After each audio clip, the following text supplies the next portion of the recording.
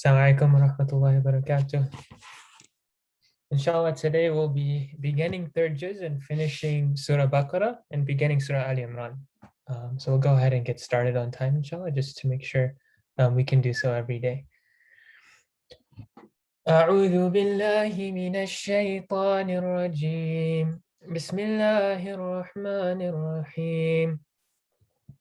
تلك الرسل فضلنا بعضهم على بعض منهم من كلم الله ورفع بعضهم درجات وآتينا عيسى ابن مريم البينات وأيدناه بروح القدس ولو شاء الله ما اقتتل الذين من بعدهم من بعد ما جاءتهم البينات ولكن اختلفوا فمنهم من آمن ومنهم من كفر ولو شاء الله ما اقتتلوا ولكن الله يفعل ما يريد يا أيها الذين آمنوا أنفقوا مما رزقناكم من قبل أن يأتي يوم لا بيع فيه ولا خلة ولا شفاعة والكافرون هم الظالمون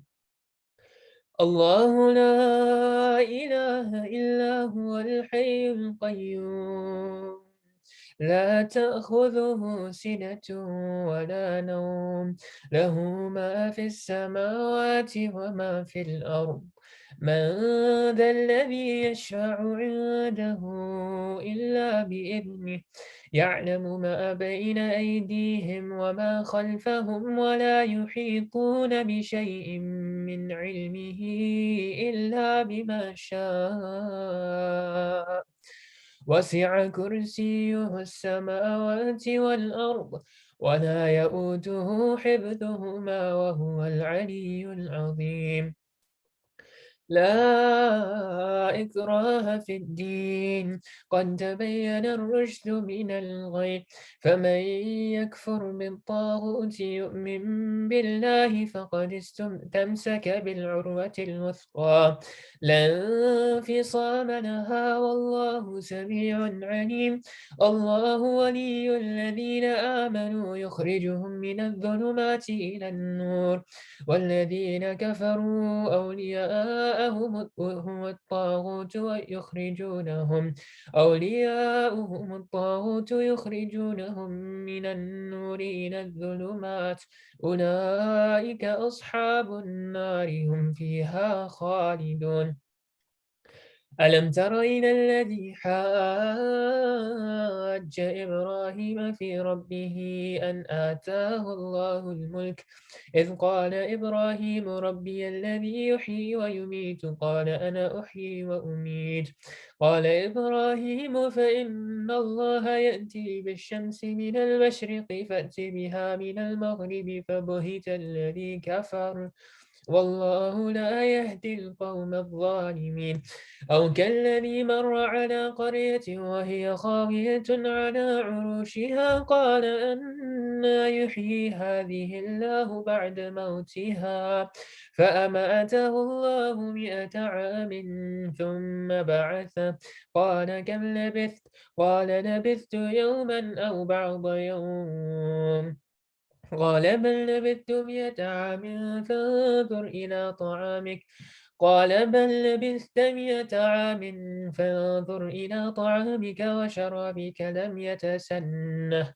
وانظر إلى حمارك ولنجعلك آية للناس وانظر إلى العظام كيف ننشزها ثم نكسوها لحما فلما تبين له قال أعلم أن الله على كل شيء قدير وإذ قال إبراهيم رب أرني كيف تحيي الموتى قال أولم تؤمن قال بلى ولكن ليطمئن قلبي قال فخذ 4 من الطير فسرهن إليك ثم اجعل على كل جبل منهن جزءا ثم ادعهن يأتينك سعيا واعلم أن الله عزيز حكيم مثل الذين ينفقون أموالهم في سبيل الله كمثل حبة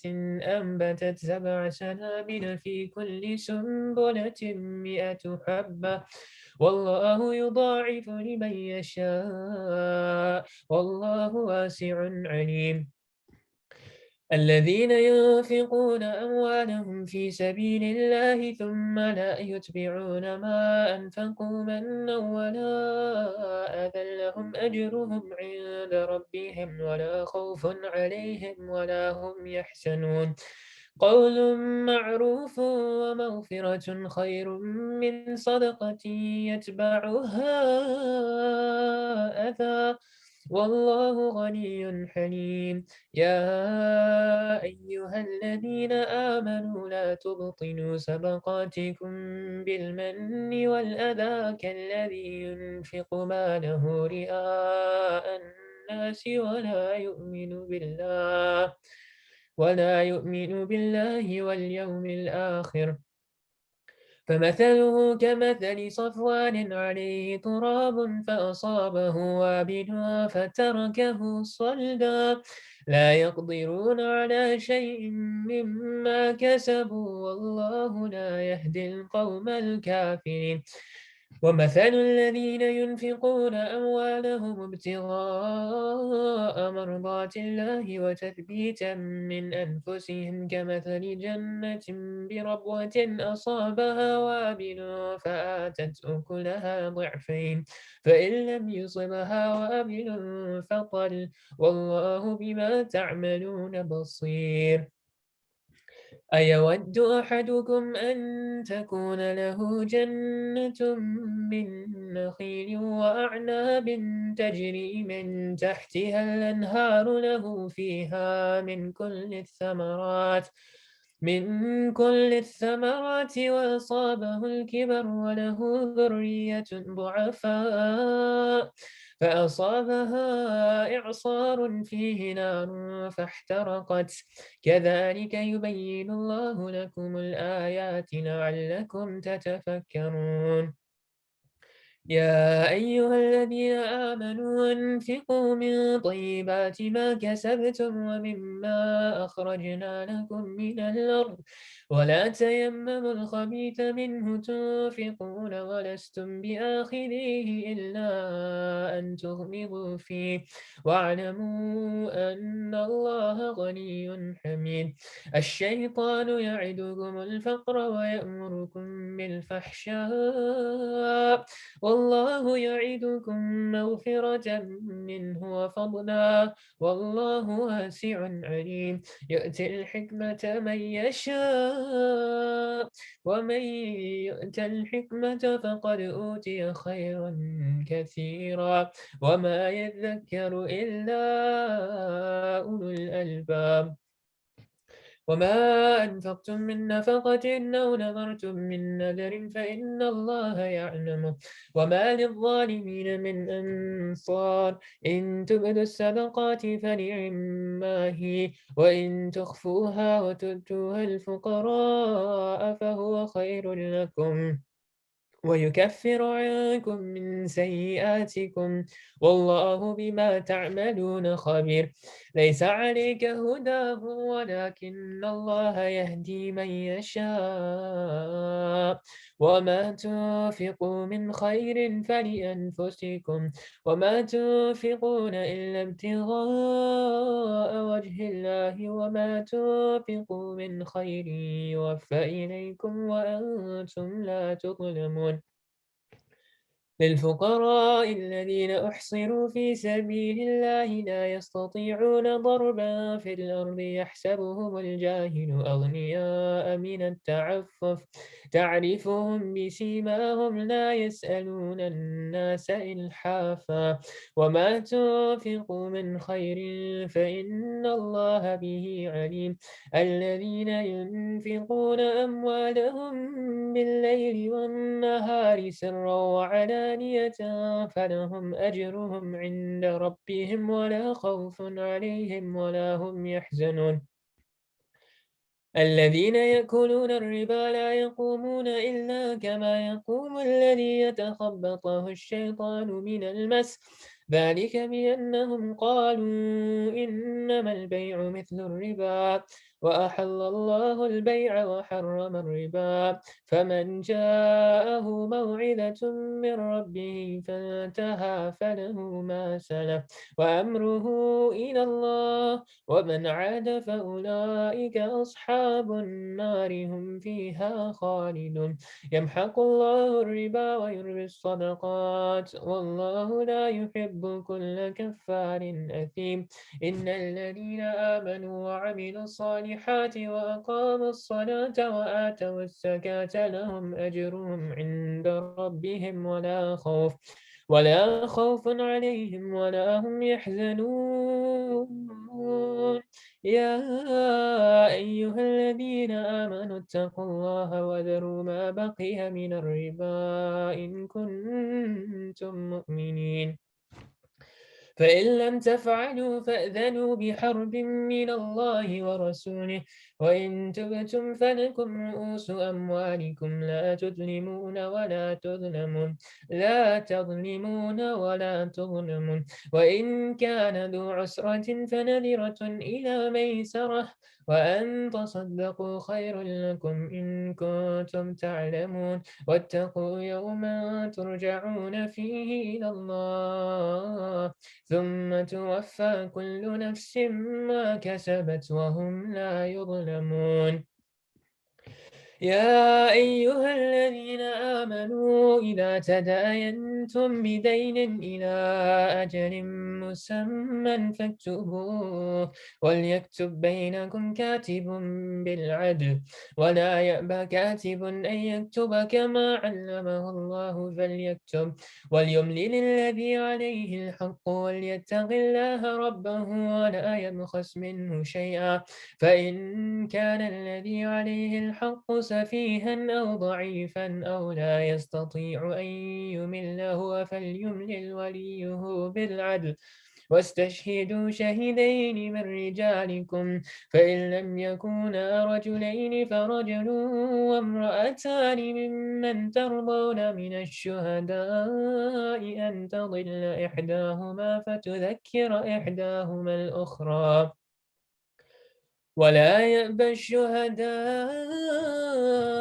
إذا ما دعوا، ولا تسأموا أن تكتبوه صغيرا أو كبيرا إلى أجله، ذلكم أقسط عند الله وأقوم للشهادة وأدنى ألا ترتابوا إلا أن تكون تجارة حاضرة تديرونها بينكم فليس عليكم جناح ألا تكتبوها، وأشهدوا إذا تبايعتم ولا يضار كاتب ولا شهيد، وإن تفعلوا فإنه فسوق بكم، واتقوا الله ويعلمكم الله والله بكل شيء عليم. وإن كنتم على سفر ولم تجدوا كاتبا فرهان مقبوضة، فإن أمن بعضكم بعضا فليؤدي الذي اؤتمن أمانته وليتق الله ربه، ولا تكتموا الشهادة ومن يكتمها فإنه آثم قلبه والله بما تعملون عليم. لله ما في السماوات وما في الأرض، وإن تبدوا ما في أنفسكم أو تخفوه يحاسبكم به الله فيغفر لمن يشاء ويعذب من يشاء والله على كل شيء قدير. آمن الرسول بما أنزل إليه من ربه والمؤمنون كل آمن بالله وملائكته وكتبه ورسله لا نفرق بين أحد من رسله وقالوا سمعنا وأطعنا غفرانك ربنا وإليك المصير. لا يكلف الله نفسا إلا وسعها لها ما كسبت وعليها ما اكتسبت ربنا لا تؤاخذنا إن نسينا أو أخطأنا ربنا ولا تحمل علينا إصرا كما حملته على الذين من قبلنا ربنا ولا تحملنا ما لا طاقة لنا به واعف عنا واغفر لنا وارحمنا أنت مولانا فانصرنا على القوم الكافرين. بسم الله الرحمن الرحيم ألف لام ميم الله لا إله إلا هو الحي القيوم نزل عليك الكتاب بالحق مصدقا لما بين يديه وأنزل التوراة والإنجيل من قبل هدى للناس وأنزل الفرقان إن الذين كفروا بآيات الله لهم عذاب شديد والله عزيز ذو انتقام إن الله لا يخفى عليه شيء في الأرض ولا في السماء هو الذي يسوركم في الأرحام كيف يشاء لا إله إلا هو العزيز الحكيم هو الذي أنزل عليك الكتاب منه آيات محكمات هن أم الكتاب وأخر متشابهات فأما الذين في قلوبهم زيغ فيتبعون ما تشابه منه ابتغاء الفتنة وابتغاء تأويله وما يعلم تأويله إلا الله والراسخون في العلم يقولون آمنا به كل من عند ربنا وما يذكر إلا أولو الألباب ربنا لا تزغ قلوبنا بعد إذ هديتنا وهب لنا من لدنك رحمة إنك أنت الوهاب ربنا إنك جامع الناس ليوم لا ريب فيه إن الله لا يخلف الميعاد إن الذين كفروا لن تغني عنهم أموالهم ولا أولادهم من الله شيئا وأولئك هم وقود النار كدأب آل فرعون والذين من قبلهم كذبوا بآياتنا فأخذهم الله بذنوبهم والله شديد العقاب قل للذين كفروا ستغلبون وتحشرون إلى جهنم وبئس المهاد قد كان لكم آية في فئتين التقتا فئة تقاتل في سبيل الله وأخرى كافرة يرونهم مثليهم رأي العين والله يؤيد بنصره من يشاء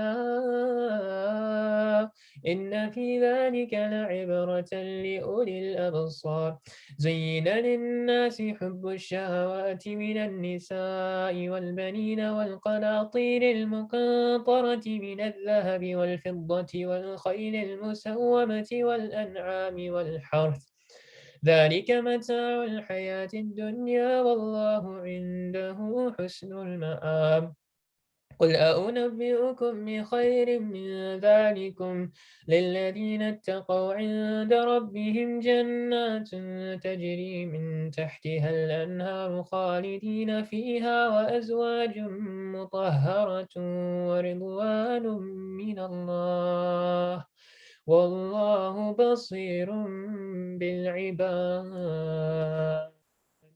صدق الله العظيم بسم الله والصلاة والسلام على رسول الله اللهم صل على سيدنا محمد وعلى آل سيدنا محمد وبارك وسلم. سبحانك لا علم لنا إلا ما علمتنا إنك أنت العليم الحكيم. Assalamu alaikum everyone, and Jazakallah khair for joining. We're already on the third night. We just start, it feels as if we just started yesterday, and the days will continue to pass us by. And so, inshallah, may Allah subhanahu wa ta'ala reward each and every single one of you for attempting to hold just an hour of your night to be able to read and to reflect on His kitab. This juz that we just read, so, as we know, we just finished Surah Al-Baqarah. And third juz is one of, personally speaking, one of my favorite juz because it has so many deep gems, not just in terms of the meaning, but in terms of the virtues of a lot of the ayat. And so we know that the first page, right, of third juz, we recited Ayatul Kursi. And Ayatul Kursi is known to have the merit of being one of the most powerful verses in the Quran. And there are so many ahadith on the virtues of Ayatul Kursi, primarily being, there's another hadith that the Prophet ﷺ said that when a Sahabi, he called upon Allah subhanahu wa ta'ala by his names Al-Hayy and Al-Qayyum. The Prophet ﷺ said, you have called upon Allah subhanahu wa ta'ala by his two most beautiful names. Right? His two most beautiful names. And so when we look at why this verse has so much meaning and why it's known to be one of the most powerful in the Quran, one of the other hadith, the Prophet ﷺ tells us that whoever recites Ayatul Kursi, right, the verse of the throne, after every single salah, and this is why you hear some people after every single salah, after Fajr, after Dhuhr, after Asr, you hear the first thing that they say is Ayatul Kursi, sometimes even before they do their adhkar. And the reason for that is, the Prophet ﷺ says, is the one who reads this verse after every single prayer, that there will be nothing standing between him and his entry into Jannah except death. It's a very powerful thing to reflect on. And as we think about the month of Ramadan, right, and we know that Allah subhanahu wa ta'ala, He's Ar-Rahman, and every single opportunity that He gives us is endless on its own. But Allah subhanahu wa ta'ala knows that we fall short in so many different aspects of our life. And so every chance that He gets, He gives us one more chance to get nearer to Him, or one more chance to attain something that people will spend an entire lifetime trying to attain. And the Prophet ﷺ here is telling us that if you just make it a habit to read this ayah after every single salah, nothing is going to come between you and Jannah except until you pass away. Right? So as we reflect on this ayah, and there are so many other virtues of this verse, recognize the bounty and the mercy of Allah subhanahu wa ta'ala in that every chance that He gives us, if we do this along with our sunnah, our nawafil, our fara'id, along with making the most of Ramadan, making the most of other months like Rajab, Shawwal, Muharram, all of these things, if the reward for one of them is Jannah, then imagine the reward for doing all of these. And so when we continue in the verse, when we continue in Surah Al-Baqarah, then the last page, the last few ayahs, right? We talked about this last year, but آمن الرسول بما أنزل إليه من ربه المؤمنون, the whole page that goes down to the last dua, ربنا لا تؤاخذنا إن نسينا أو أخطأنا. And there's something very beautiful and unique in this last dua, right? ربنا ولا تحمل علينا إصرا كما حملته على الذين من قبلنا ربنا ولا تؤاخذنا ما لا طاقة لنا به واعف عنا. Right, when we begin that last line, واعف عنا واغفر لنا وارحمنا. And when we look at somebody who's making dua for all three things, these three things are very, very similar. But there's just a small nuance in detail. And the fact that somebody prays for three of these things, right? Wa'fu anna, for pardon, meaning Allah subhanahu wa ta'ala doesn't just forgive you, but He completely erases your slate and forgets that you even committed a mistake in the first place. And then on top of that, and also to forgive. Right? Warhamna. And then on top of that, to attain His mercy. Right? Warhamna. And if a person has any one of those things, that if they are pardoned, or if they are forgiven, or if they are able to attain the mercy of Allah subhanahu wa ta'ala, that alone would be sufficient. But the beauty in this dua is that we pray for all three of these things. And the thing about, and we know that there's in other narrations, right, that there is nothing, there are no du'as that a person can make that are more beautiful, that are more powerful than those that are in the Quran. And the reason for that being that this is Allah subhanahu wa ta'ala himself telling us not only the most beautiful du'as in history that he has preserved and told us to make, but he is telling us the way that he wants to be asked. And so then you look at the ihsan in a lot of these du'as where the normal person who is making a du'a will say, Allahumma ghfir lana, right? Oh Allah, forgive me. Or warhamna, oh Allah, have mercy on me. But Allah subhanahu wa ta'ala is showing us that the excellence in making du'a is when you do it with such beauty that it's all encompassing. Every single thing that you can think of, the Quran is poetic in this manner. And so that if we are teaching our kids or ourselves or memorizing any of the du'as, start with the du'as of the Quran. And then the page after this, right, this juz' is so full of gems, is the first page of Surah Al-Imran. And the last ayah, or the second to last ayah of that page is رَبَّنَا لَا تُزِغْ قُلُوبَنَا بَعْدَ إِذْ هَدَيْتَنَا وَهَبْ لَنَا مِن لَدُنْكَ رَحْمَةً إِنَّكَ أَنْتَ الْوَهَّابُ. And this is one of the most powerful du'as because it teaches us a very crucial concept in our deen. And Imam Ghazali, he tells us in his Ihya, and a lot of the ulama say that the epitome of Islam, the one who is seeking Allah subhanahu wa ta'ala, the way that you achieve a knowing or a progress on your path to God or path to Allah subhanahu wa ta'ala is that you're able to balance on your left, on one hand khawf and one hand raja, right? Meaning on one hand you balance hope, and on one hand you balance fear. And so the Muslim isn't somebody who does every single thing, out of their own whims and desires and just hopes that Allah subhanahu wa ta'ala will forgive him. Because although his mercy is such that he can do that, right? Somebody who is mindful of Allah subhanahu wa ta'ala, they do their due diligence, right? They take the time and the effort to be able to strive for his sake and to keep away from the things that he doesn't want us to do. And then on the other hand, fear, right? Such that when you do fall short, even if you've done every single thing, have prayed all of your salah without missing even one on time, and you've kept a lifetime of fasts and a lifetime of adhkar, that there's still a chance that Allah subhanahu wa ta'ala may not accept that from us, dependent on the condition of our heart. And so we fear his might, right? We fear him being aziz, being his greatness. And so the Muslim who balances these two things, right, balances hope and continues to strive for Allah's sake, but then balances fear and realizes that there is a chance that none of those deeds may be accepted. So you fear Allah subhanahu wa ta'ala and you ask for his mercy. This is the path to attaining success, right, in Islam. And so when we look at this dua, it's very powerful because رَبَّنَا لَا تُزِغْ قُلُوبَنَا, that, oh Allah subhanahu wa ta'ala, do not make our hearts go astray after you have guided us. It's very, very specific. Such that people who've already attained guidance, right, who may have already at a time even been forgiven by Allah subhanahu wa ta'ala, there's a chance that they may still go astray. And that the heart may still get, captivated or distracted by the things around it, and you may veer off the path towards Allah subhanahu wa ta'ala. And so when we say رَبَّنَا لَا تُزِغْ قُلُوبَنَا بَعْدَ إِذْ هَدَيْتَنَا وَهَبْ لَنَا مِن لَدُنْكَ رَحْمَةً إِنَّكَ أَنْتَ الْوَهَّابُ. And so another beautiful dua that's in this first half of the juz. And we'll end with, inshallah, one last point.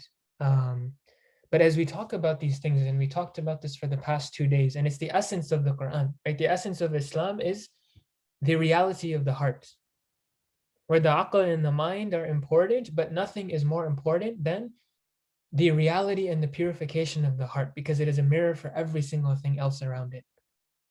And so when we look at the du'as that are even in the Quran, right? Allah subhanahu wa ta'ala is telling us when we're praying for guidance, we pray for our hearts not to go astray, right? We're not praying that, our minds, fall into the trap of, logical or philosophical fallacies, or that our minds go astray, but rather we pray that our heart doesn't go astray, because you could know something with your mind and still not have that deep rootedness in your heart. And that's why we look at the du'as of the Prophet ﷺ, and when he makes du'as like Ya muqallib al-qulub, thabbit qulubana ala dinik, that praying to, the master of hearts, right? That make my heart firm on this path. And the Prophet ﷺ in a hadith, he tells us, right, the reality of the heart. And he says that the lightness of the heart is like a feather in the wind of the desert. And we know that the Prophet ﷺ, his eloquence and his knowledge and his intellect is described as such that the entire world could come together and they still wouldn't compare to the intellect of, a grain of sand of the Prophet ﷺ. And he tells us that the heart is like, it gets as distracted, like how, imagine a feather, right, in the wind of the desert, that as soon as a little gust comes, the feather gets turned on its head. As soon as there's a little bit of more wind, the feather turns again. And so the Prophet ﷺ is telling us that the heart is like that you could have guidance and you could have, firmness of faith, but the second some distraction comes, it becomes very easy for the nafs and for the heart to pull in that direction. And so we ask Allah subhanahu wa ta'ala to grant us firmness in faith and a purity of heart, and in a purity of heart and a deepness in the intellect and the richness of our belief in Him. Allahumma anta salam wa minka salam, tabarakta ya dhul jalali wal ikram. Allahumma salli ala Sayyidina Muhammad wa ala ali Sayyidina Muhammad wa barik wa sallim. Ya muqallib al-qulub, thabbit qulubana ala dinik. Ya musarrif al-qulub, صرف قلوبنا على طاعتك. اللهم إنا نسألك من خير ما سألك منه نبيك محمد صلى الله عليه وسلم، ونعوذ بك من شر ما استعاذك منه نبيك محمد صلى الله عليه وسلم. والله المستعان وعليك البلاغ، ولا حول ولا قوة إلا بالله. سبحان ربك رب العزة عما يصفون، وسلام على المرسلين، والحمد لله رب العالمين. Jazakallah khair everyone for joining, inshallah. Tomorrow we'll begin with the first half of fourth juz'ah, and so if you can complete the last half tonight or before tomorrow night, we'll see you then, inshallah. Assalamu alaikum.